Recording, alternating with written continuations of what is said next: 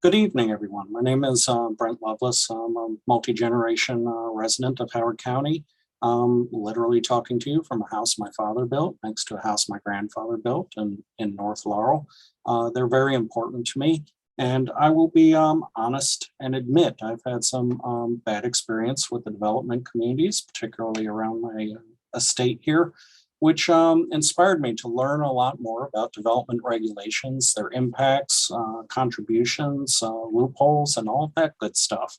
And one thing that came out in that knowledge was an interest in the APFO laws. It is literally the minimum bar that we need to set for our community as we grow. And it's a very important regulation that very few people know about and had significant coverage in the early 90s when it first came out, but now it's very sporadic. And it does affect profits and growth rates and funding and quality of life. So there are lots of opponents and proponents for various facets of it. And unfortunately, we don't make money educating you on this. So there's much less resources out there, I guess, citizen component of this activity. So right up front, our goal is to get you to learn more about the Adequate Public Facilities Ordinance, to make your quality of life better, to understand how residential development controls work, to motivate you to learn more, and to encourage your support for continuous improvement.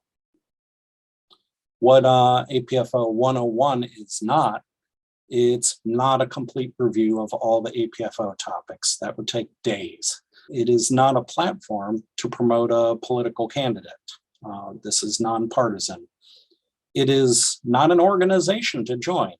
We are not going to host an event and you all follow me. This is to encourage you how to learn more and bring it back to your community and your community organizations. And this particular activity is not a debate over specific details of APFO. We have plenty of opportunities for that in other forums. Before I even go down this slide, I'd like to say that I've spent the last several years as president of the PTA Council of Howard County, which has greatly enabled my ability to advocate on this particular topic and other things that relate.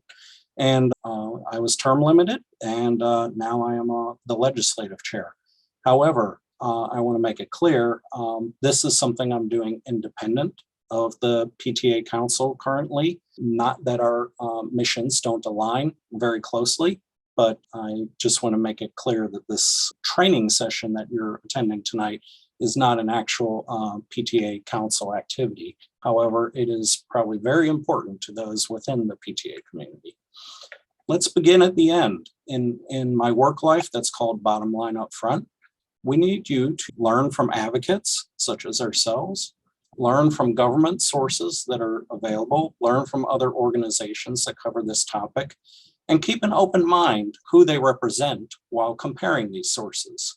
Clearly, if you go to the Home Builders Association of America or Maryland website, they're going to represent home builders. If you go to the government, they have obligations to fund things with limited resources. They're going to have their own particular stance, as well as if you go to parents' organizations or various community organizations, they're going to have their own viewpoint. This is something to be very difficult to be totally neutral on. And that's okay, as long as you understand where people are coming from and what information you're trying to ascertain from this. Participate. We want you to participate in public input on APFO and APFO related legislation. I've pretty much been doing that nonstop for about 7 years through various mechanisms. And I do represent a lot of people when I do that. But let's face it, legislators like to see people in seats, eyeballs looking at them, and some feedback on what we support and don't support. This just can't be handled through a Facebook group. There does come a component where we need people to come out and advocate on their behalf. Communicate. This is just as important. Share your knowledge with others. Strive to learn more, petition, email, testify, post information yourself. There are very few all-encompassing APFO books out there for you to hand out. This is, like I say, topic where some entities are very well funded and others aren't. And there is a vacuum of information where it comes to the less funded components. Advocate. Do not wait for someone to bring APFO improvements to you. This is a very important thing. If you naturally wait for APFO updates to occur, you will be waiting at least a year after the general plan, and it will be hosted by a committee, which will have a very low citizen ratio in there. We just can't wait that long. We need to continually advocate for process improvement when it comes to our community and our enhancements. What is APFO? That's what you're here for. I am hoping, I call most of you civilians that haven't been in the county council chambers for hours and hours on end.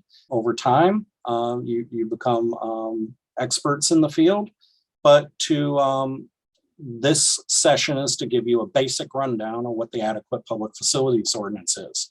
And I'm going to distill it. If you look through all the regs, all the videos, all the communications on this, you will find an incredible amount of detail, and it can be intimidating, but it's a very basic concept. The Adequate Public Facilities Ordinance is a development management tool that times adequate public infrastructure concurrent with planned growth. We are not alone. Most counties have their own version of APFO. And then I got the stop signs, because that is the idealistic APFO that I just described to you.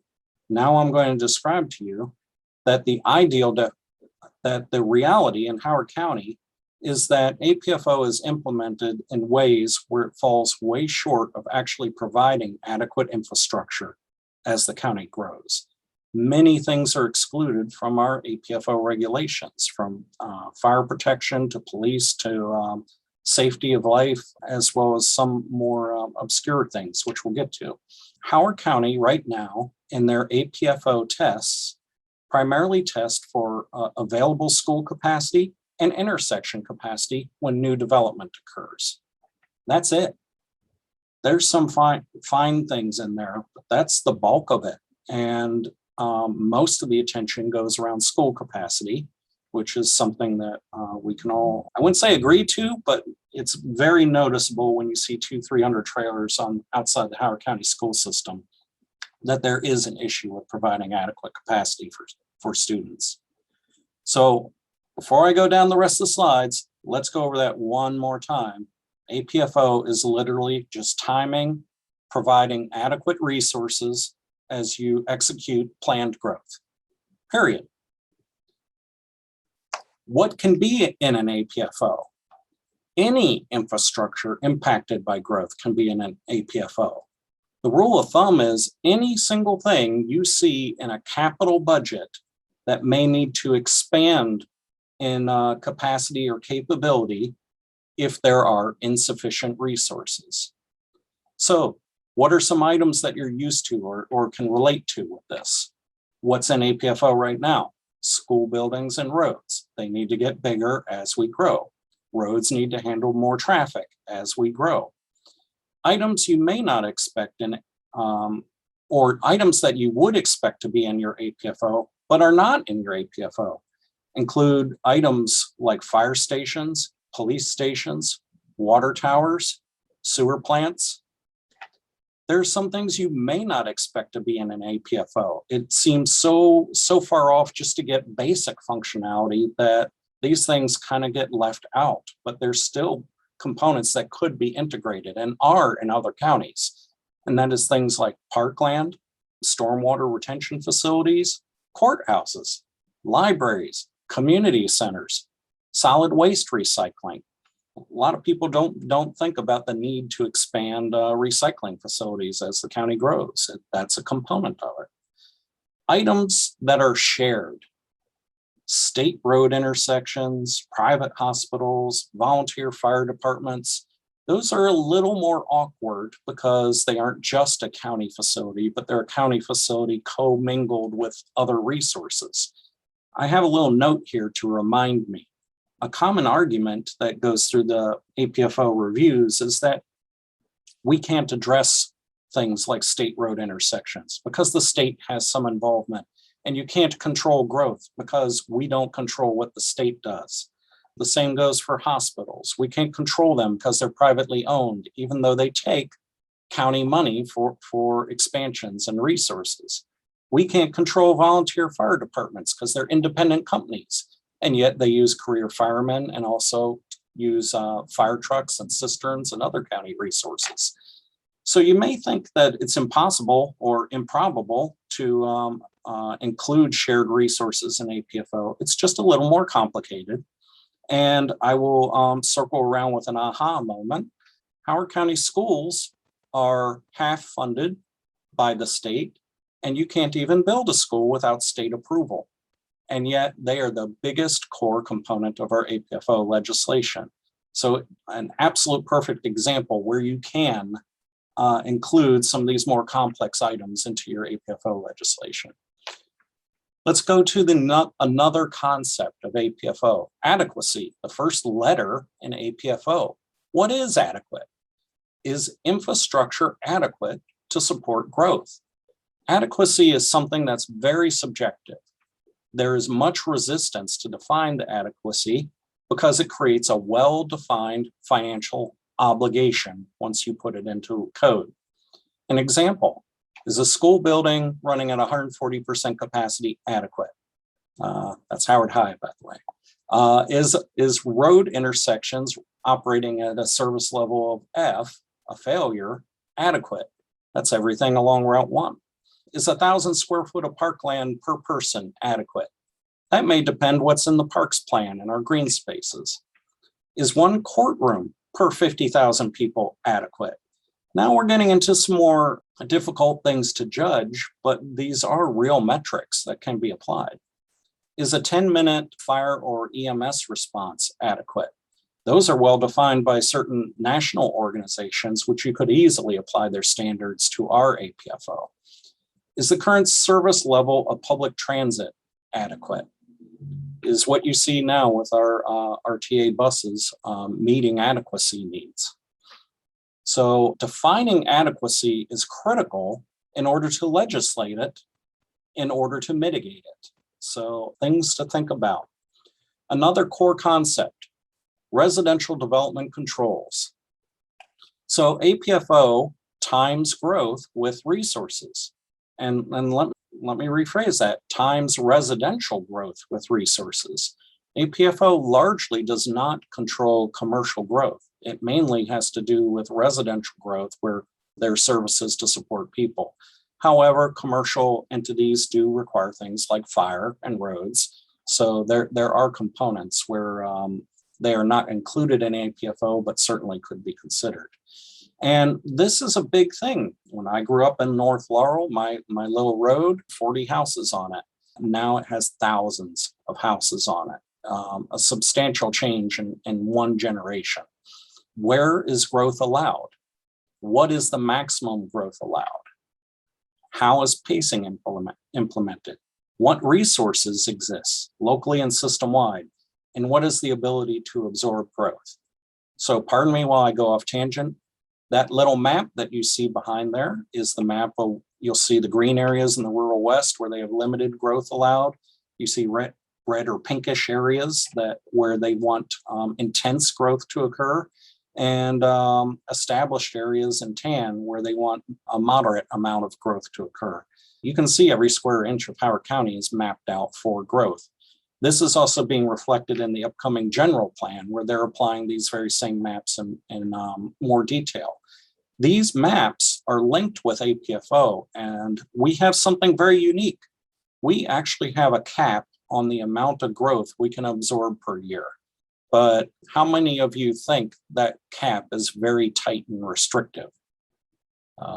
It is actually very wide open and has many exemptions in it, including things like Turf Valley, which predate APFO, so they're grandfathered in, as well as some new things like affordable housing, which do not have to take allocation tests. So we allow roughly 2,000 houses a year in Howard County to be built, which is roughly 2 to 3% growth per year. Oops, I forgot to mention downtown Columbia. They have a special category too. So really we're allowing about 2,600 houses a year. Oops, I forgot to say unlimited exemptions for affordable housing.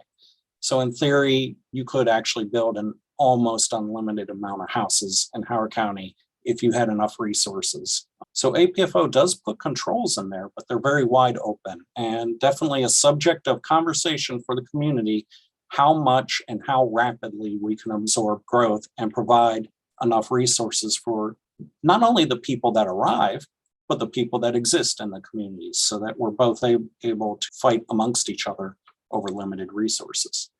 All right. Another core concept is mitigation. So growth occurs. You've planned growth. If someone wrecks into your car, their insurance company mitigates the impact of their action. Well, much the same, we have mitigation in APFO. When there is growth, how do we mitigate the impact to public services? There are three primary mechanisms or tools that can be used that are in the APFO code that can be applied to mitigate the impacts of growth. And that is form of money, surcharges and fees that are charged at the time of development, which are applied toward new infrastructure. That's something most people can relate with very closely. The other form is time. We cannot say that you're just exceeding our ability to provide the resources, even with surcharges, assuming the surcharges were enough to begin with. And we can create pauses on growth. These pauses primarily occur because of tests that are done with the school system, which you see that chart in the foreground or background. And if school regions are over a certain capacity, development may be paused. Now, they may tell you it's a moratorium and they can't build. No, if at any time any of those numbers drop below a certain threshold, they can move ahead. And by the way, an affordable housing unit can move ahead. And by the way, an over 55 housing unit can move ahead. And oh, by the way, a commercial structure can move ahead. So the restrictions that occur, they are real, but they're mostly on residential development. And they're in areas where school overcrowding occurs. And because of a Supreme Court law, you can't hold people forever. Eventually, you got to open the gates no matter what the conditions are. And that is problematic. And right now, our wait times are relatively short in overcrowded areas, that they really don't form a discouragement from building in overcrowded areas. There have been efforts to extend that pause wait or penalty box, and has not received enough political support to move forward. Mitigation can also take the form of constrictions, limiting the amount of building allocations. So that goes back to the previous slide where I say we can build what, 2,000, 2,500, 3,000 units per year. There are some restrictions, like the rural west, you can only build a certain amount per year. Downtown Columbia, you can only build a certain amount per year. You can only offset it so bad where one region has all the growth and another region has no growth. So there are some restrictions in the amount of building allocations. And there's also a very vague and unknown test called the adjacency test, and it only applies to elementary schools. If a whole cluster of elementary schools are collectively overcrowded, the number of building allocations may be limited. So it isn't paused, but the number of units is reduced. And guess what? It's an extremely high number that really doesn't pose much of a threat or discourage builders from building in overcrowded areas. While surcharges, transfer taxes, and other revenues are considered part of APFO mitigation, they are actually found in code that is separate from what you consider APFO, which resides in the subdivision regulations. Yet they're all interrelated and part of each other. And typically they are called the APFO charges or mitigations, even though they aren't technically in the subdivision regulations.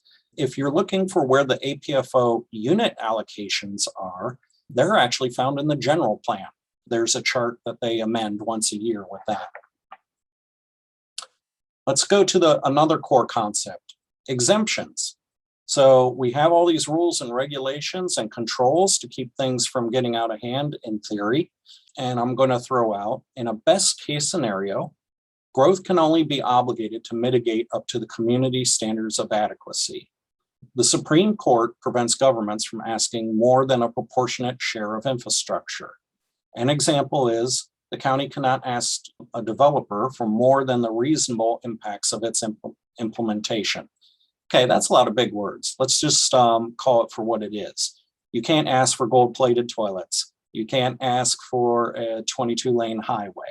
What you can ask is, if you've set your standards for what your standards of the community are, usually in a general plan, then you can ask up to the value of that in order to mitigate if there are impacts to it from growth. And also, you can fall short, and that's where I call the worst case scenario. Growth can be exempted from impacting infrastructure negatively. This might be done to barter for other benefits, or simply just to protect growth interests that petition hard enough. An example that we all know and love is allowing intentional school overcrowding in exchange for low-income housing. That's a current debate going on right now. Are they of equal values? Are they assessed correctly? You know, in the case of the school overcrowding that I'm bringing up here, when they exempt projects from overcrowding, what happens? The school system itself has to make up the difference, or worse yet, it doesn't have the funding to make up the difference. So it's just simply reducing that from their ability to operate. Over time, that can severely erode a system. So these are unintentional transfers of resources between various agencies and efforts within the community. Exemptions have a significant impact on the community.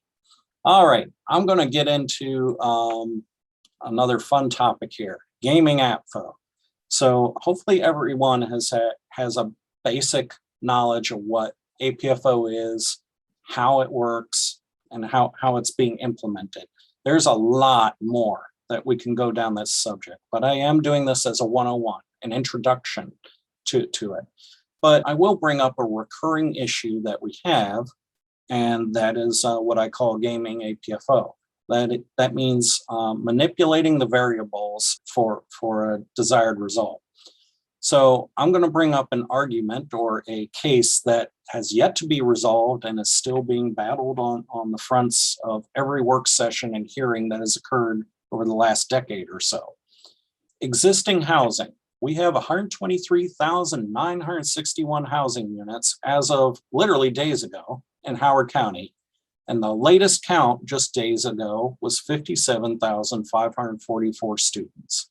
What that means is, for every house in Howard County, on average, that's with senior homes, big homes, apartments, McMansions, and everything in between, averages a yield of 0.46 students per housing unit. So that's the enrollment in the Howard County school system. And if you have 10 houses, like I got drawn there, you would have 4.5 students. I feel sorry for that 0.6, but you get the idea here.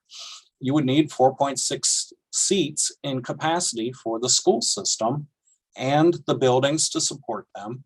And if you look at the far side, you see those existing households, we're going to assume these 10 houses have been around for a while. Their operations, their renovations when they get old are funded by income tax and property tax from existing households. There is redistricting that needs to occur from time to time organically from changes in utilization, but it can be relatively infrequent. You aren't going to see massive shifts of population.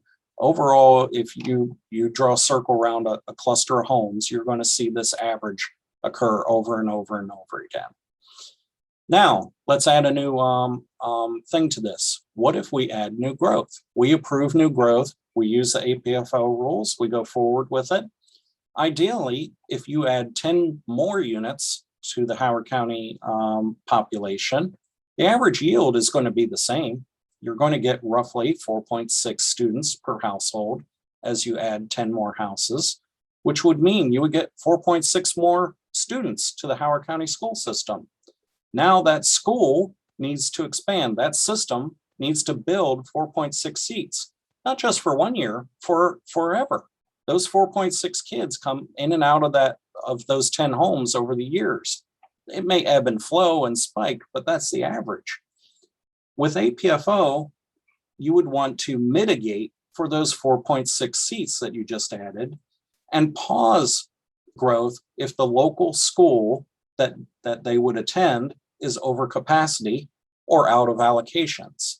That doesn't mean they have to be paused forever, but just until you have the capacity available to accommodate them. In addition, there's something being debated right now in the planning board on another channel, affordable housing. Ideally, if you have 1 or 2 houses required to be affordable at the time of construction, cost of doing business in wonderful Howard County with record sales prices of homes, you could meet affordable housing standards on site and have a fairly reasonable, what we call concentrations of poverty, for the lack of better words, but a mix of income types as you grow where you grow. Currently, if you add 10 new units to the system, the average yield is still 0.46 students per household. However, the affordable housing, you require affordable housing to be built as new units are being brought online. There are rules right now where they can offsite them and just place them wherever the land is cheapest and wherever they can pile them up the highest. And this creates what we call a concentration of poverty. It doesn't make it better over time, it actually makes it worse. DPZ, when they look at this 0.46 students that we're going to need to accommodate, tells the general public that enrollment increases really aren't because of these new houses. They're all because of those old houses that were built before. So they underestimate the amount of students coming into the system. And there have been many recent public acknowledgements by elected officials on the record showing that this is occurring on a regular basis. And if you underestimate the growth impact of those new homes, your school system will fall into an overcapacity. It will become overcrowded. You won't have enough seats for the children. You won't have enough cafeteria space, ball field space, and the like. And then you start seeing the trailers pop up on the side of them where they have no money to actually, they weren't given enough mitigation to provide the capacity. And now you're starting to put them in trailers. And this is one of my pet peeves, without even any fire sprinklers in them. I think it's absolutely deplorable for one of the wealthiest counties to be acting in that manner. Hey, Brent. Yes. I just wanted to stop here because I think you said something really important that we need to put a finer point on, which is the fact that for a long time the county has made an assumption about, you know, what has the more impact on public infrastructure, specifically schools, and what has been, you know, revealed on the record, you know, lately. Could you speak more to that? Because I think, you know, we need to really emphasize on that. Actually, you hit the nail on the head, and I notice we're also rapidly running out of time, but that's okay. We're rapidly running out of slides here. I have a new slide I didn't even show here, which I think explains it a little better. This is kind of complex and busy, but I am talking to a lot of concepts here, and you'll see them repeated over and over in this conversation. The last thing I'm going to throw out there, wild cards. When you exempt growth, you have projects like Turf Valley, which predates APFO, so they don't have to take APFO tests.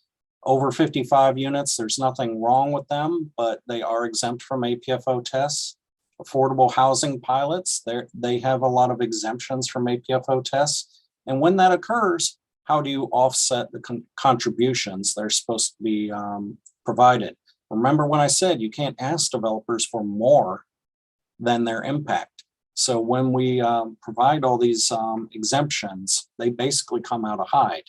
And to Harry's point, let's go with this example. I've been trying to make this easier to understand for many years. Every once in a while, you it pops and other times it doesn't. But I'm going to give you an example here. You have a tree. Every fall, that tree yields 100 apples. That's just the same as a house. And every year, every fall, 100 kids go to the Howard County school system from this particular tree. You get where I'm going with this. Every year is 100. It's pretty consistent. It averages that. Yeah, you'll find exemptions, but across the county, that's what you're seeing. Here's what our Department of Planning and Zoning, who facilitates APFO, by the way, they are the gatekeeper. They are the APFO police. This is what they say. If you add another tree next to this old tree, you've just doubled the number of trees. This one's new, this one's old. But in their accounting, they go, every fall, the new apple tree only yields 42 apples. The old tree yields 58 more apples. So they say that old house, that old community yields 158 students, and this new community only yields 42. Same tree, same averages, and they apply a 42% to 58%, how would I say, deduction off mitigation to developers using this logic. So when a developer is paying for their impact to the school system or roads or any other item, they're saying you only have to pay 42% of your impact. And all the rest, guess what? You probably live in an old tree if you're here tonight. You're absorbing that cost for this growth. It's not exactly fair and it's not sustainable. And what it does is if you do not have enough resources to cover that, essentially the quality of services must decline. It's quite literally a Ponzi scheme. You keep growing and hoping the funding from the growth pays for the prior growth. You issue bonds, you issue debt, and you keep going, and we need more growth to fund the prior growth that we got because we haven't been collecting enough mitigation, and now you need some more growth to keep up with that prior growth. And you see how this snowballs out of control. We've been working very hard to work with leaders to come up with a sustainable system that is appropriate, meets our standards, doesn't ask for more than our standards, but doesn't leave things behind. And I could put the fear factor in there. You get more taxes. Well, maybe not. Maybe they keep the taxes the same and they let the quality of the services decline. Either way, the community is shouldering the burden of under mitigating its growth. And that is literally one of the things APFO is supposed to protect us from. As growth occurs, our quality of services don't decline, and we have enough to accommodate it. Oh my goodness, this is a long one. I'm not going to go down every one of these. What I am going to say is, what happens when you don't use APFO to mitigate growth? Remember when I said we only do roads and schools as tests? What happens when you don't cover our courthouse? Instead of having new houses contribute their proportional share, not all of it, just their proportionate share, we went into a public-private partnership, and all of that is coming out of existing housing to pay for that out of operational expense. We do things called DRRAs, negotiations with developers in exchange for amenities. But are we getting things of equal value on either side of those agreements? There's something called tax increment financing, which is being used very heavily in downtown Columbia. It's an arrangement intended for places like Detroit, where the auto industry has collapsed and you're trying to build up resources with no funding. We're implementing this in the wealthiest county in the country. And these TIF arrangements, essentially, if you have funding where, 5% go to the police and 3% to the fire department and 60% to the education, what these TIFs do is they go, we're going to build now, and we're going to take all this tax revenue that we are acquiring, and we're going to use it to pay off the debt on building. And when we're done, you're going to have something that's going to provide so much income, you'll be astounded. We'll be able to pay for everything 30 years from now. At the moment, that's not working too well. And there are many other examples I have in here. One thing I'd like to say is, in general, if you charge growth for its proportional impact, that is a hole in the roof that you've repaired and can deal with all the other challenges you have of running a county with the remaining resources that you have. And if you don't, well, then you're competing for resources.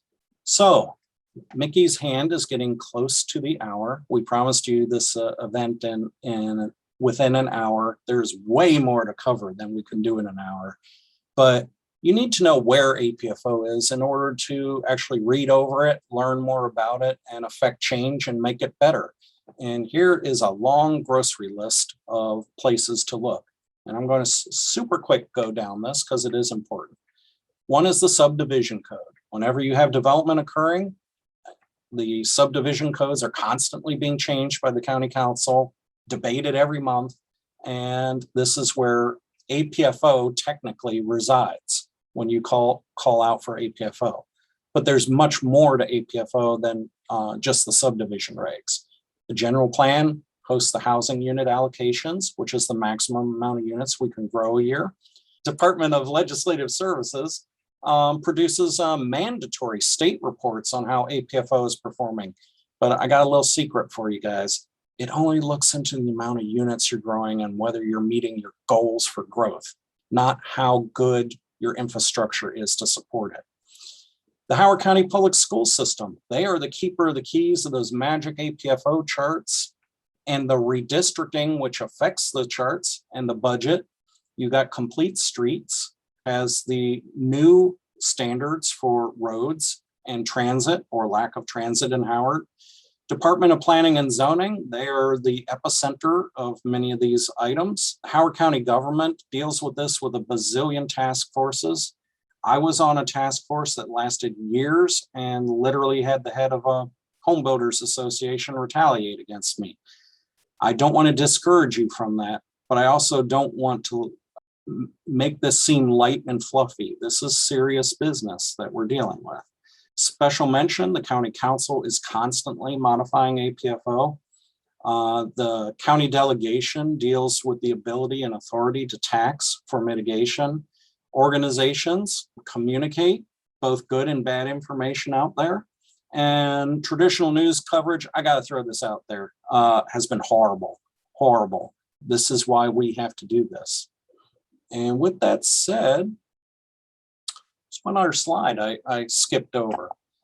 The orbit of APFO. Look at all the different things that influence APFO or influence your quality of life and your public infrastructure. You have legislators, you have the capital budget, you have task forces which inform the legislators, you have the DPZ policing it, you have the general plan being written, which tells what goals we're going for. You got the school system doing the APFO charts, and those are being manipulated by the redistricting, and those are being manipulated by who's on the Board of Ed. And you got nonprofit development going on and the spending affordability committee getting in there with the budget component. And you have a very strong and influential building network in this county as well that has a lot of influence on the way the county goes. You notice I didn't draw you in there. Right now we're small, but we need numbers. We need a lot of numbers to be able to apply APFO in the best and most efficient way we can. I have all sorts of supporting charts and stuff, but that we can go into that. If you have an interest in this topic and would like to go deeper, we're going to host more 101s, which will effectively have similar information. But if there's enough interest, I'd like to host 102 sessions where we go down a deeper dive down some of the fine details of this.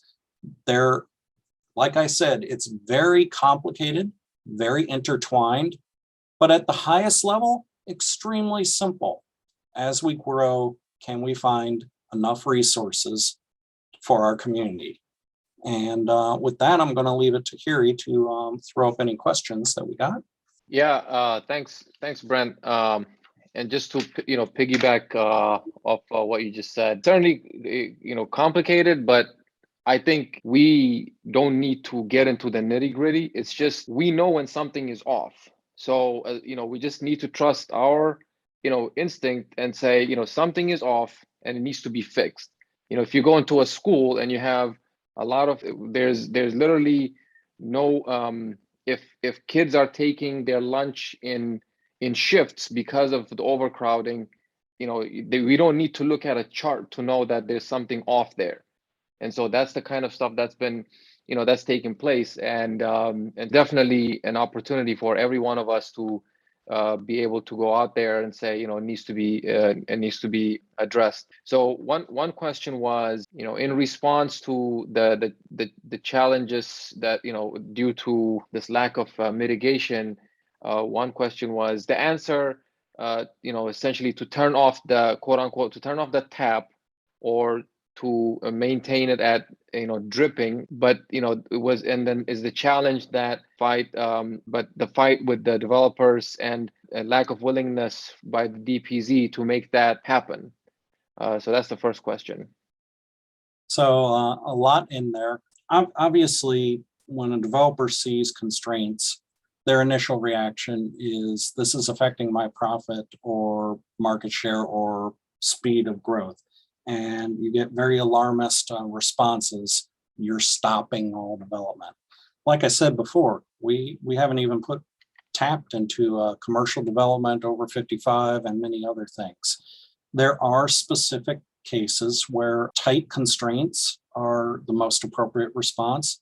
And there are situations where if we had the appropriate mitigation to start with, we wouldn't be in this situation. No developer would come in, go into a community and find that the school is running at 140%. We might have actually been able to keep them all at or below 100%. And this would be a non-factor. You don't hear many people complaining about, I passed the APFO test and didn't have a problem. It's only when you've run into these problems that now you got to put some constraints in. I will say the genesis of APFO is kind of fascinating too. A lot of other counties had done it much earlier than us. When we finally did it, it was as a result and pressure of running out of a certain resource. Who wants to take a wild guess what that resource was? Sewage capacity. We did not have enough sewage capacity to host any more construction in the early 90s, and we had to put the brakes on our 6,000 to 7,000 unit per year construction. And once we finally started getting that and issued enough bonds and built enough, they kept building. That literally was the incentive to get APFO going for the first time back in the 90s. I'll go to the next question. Next question relating to any public hearing in the county council. So I watched the passing of the council bill for the Roslyn Rise project, and they talked about changes to the APFO for future legislation. And I really could not understand what they were talking about. So could you explain, Brent, the background relating to, the Roslyn Rise, how it relates to APFO, and what changes they may be contemplating? So that's another complex and controversial project. Let's just cut it down to the bare essentials. Enterprise housing or homes, enterprise development, possibly, is based in this area. They use federal tax credits to build affordable housing, and part of their mechanism is to build it or finance it through density, increasing density using market rate houses mixed in with regular houses to kind of subsidize what they're doing. Well, as you know, that drastically affects the school districts and resources in the neighborhoods where you're plopping them in. And it is an important thing. People want new, better, affordable housing, but the trade-off that has been proffered to us is, you got to be willing to accept a lot more density and a lot less resources when we do this. Roslyn Rise used a new exemption that was applied a few years ago, and there's about 5 or 6 projects in the queue to ask for exemptions to build in overcrowded school districts. When it was going through the council, it basically was meant to be a rubber stamp vote and go through and, yeah, we'll consider overcrowding and let you go. Well, a few council members actually honestly got into the weeds and said, what are the true impacts of what we're enabling here and what are we enabling in the future? There were some over exaggerated or under exaggerated numbers related to overcrowding relating to that particular project. And one of the feedback we got from the council was, oh, we'll look into it more and we'll have the developer talk with the school system and solve the problem. I'm a little, both in my official roles and unofficial roles, a little wary of that. If we honestly just had to talk to each other for a few minutes and all the overcrowding could be resolved, why have we been doing this for 7 years? And why did I have a developer retaliate against our family? I think if they talk amongst each other, they may be able to wiggle numbers a little bit, a few percent here and a few percent there at a local level. But we also have to look at this county as a whole. It is a Howard County school system. There are 75 schools and we are out of capacity. And no matter how fast we build, we cannot provide enough resources at the rate that our enrollment growth is occurring. Unless you use that tree example where apparently it's all coming from some old tree.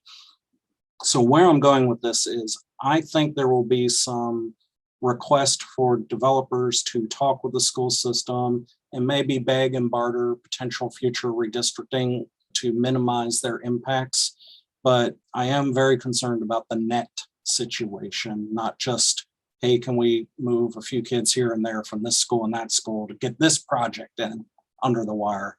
It's what about all the others? The example I give, Howard High sitting there at 140, 150% capacity is not being resolved via that manner. And I could go on for hours. I'm speculating what the bills will be, and I'm very fascinated what they are going to come up with because we've been working very hard to try to improve the redistricting processes to be more efficient and less political and at the same time.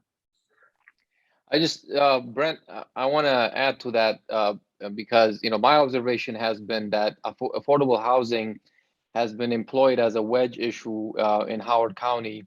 And I'll give very good examples are, what takes place in downtown Columbia. So to my knowledge, I believe there has been, to those that don't know how the kind of deals that the downtown Columbia project has received. So in exchange for providing 1,000 units of affordable housing, downtown Columbia, Howard Hughes received several, what I would describe as favorable zoning exemptions, so-called density bonus. And, it's not just 1 or 2 extra units here. We're talking about hundreds of units in density bonus in exchange to providing affordable housing in the projects.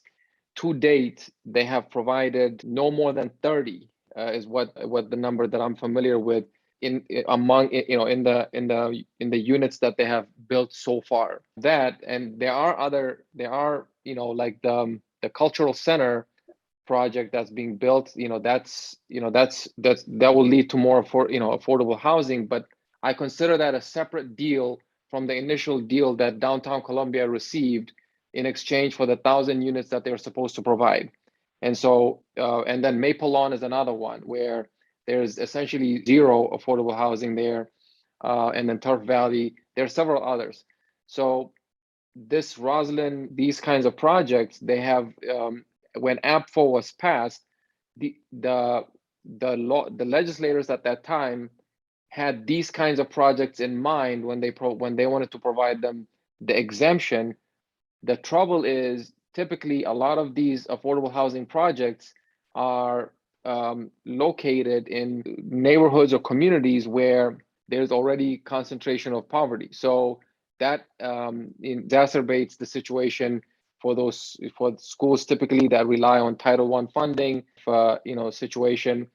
And so it's used as a wedge issue to not actually provide affordable housing where it's needed in such a way that there's mixed income communities living there. And so it sort of distorts the argument and makes it about something that's not about mitigating the impact of residential development to ensure that there's capacity so that there's enough seats and good student to teacher ratio, optimal student to teacher ratio in the schools. So I just wanted to add to that, Brent. That's a very complex topic too, but let's go down two avenues. Howard Hughes wanted additional density. They were asked to provide affordable housing. The initial plan was they would provide it in the form of money and then have a committee go around and create that affordable housing somewhere. And eventually some of the legislators started going, no, we want doorknobs. We want real affordable housing that stays in Columbia. And that complicated some of these very complex deals they have. So those are going on under a new level of scrutiny. And yes, the debate goes on. You apply to extra density with minimal mitigation. Now, how do you provide the public resources? And even if the schools are underpopulated around downtown Columbia, net, the entire school system is out of capacity. So that capacity really, I want to say, was predetermined for others to move in, but was needed to balance the equation. In regards to concentrations of poverty, most people can bring up reports that show concentrating poverty is not a good thing. It's better to distribute it. But I'm going to bring up the example of two young girls making cookies. Oh, I added too much flour. Let's add more chips. Oh, let's add a little more milk. Oh, not right. Let's add more flour. Let's add more, and keep mixing and mixing until you get it right. And that's the way we're approaching our dealing with concentrations of poverty. It's not striving for, like I said, those inclusive 15% affordable houses anytime you build something new anywhere. It's more of we're creating these pockets of either poverty or wealth, and then we want to balance it by building more elsewhere. And let's just keep building and building and building everywhere until by happenstance, we may just happen to get the right recipe. And unfortunately, you also got a cookie the size of your oven in the process. It's not a very strategic way of handling a very important issue. We have the technology, we have GIS, we have mapping, we have predictive controls. We can get in there. We have the resources to actually do this better. Unfortunately, the drivers for a lot of this are people who make their money either through nonprofit or market rate by development. So more development is the cure to everything. And maybe it is, but at a minimum, we ask that they mitigate their impacts to the community as they go through this grand experiment. I just want to say thank you to Brent for this excellent presentation. I want to thank all the attendees. We're encouraged by the attendance. I think we want to continue this, make sure that more people are participating and learning about this important issue. And so please spread the word. We will share this video, and Brent, we can share the presentation as well, the PDF of the presentation after this. Yeah, I just have to correct one spelling mistake, probably a few more, but we'll release that for everyone to find the resources they need. Okay, excellent. And we'll also share the petition just so that you continue staying engaged. Notify you if there are any other like APFO 102 events or the webinar. So that's all we have for today. So thanks everybody. Thanks Brent. And so we'll log off now. Good night, everyone.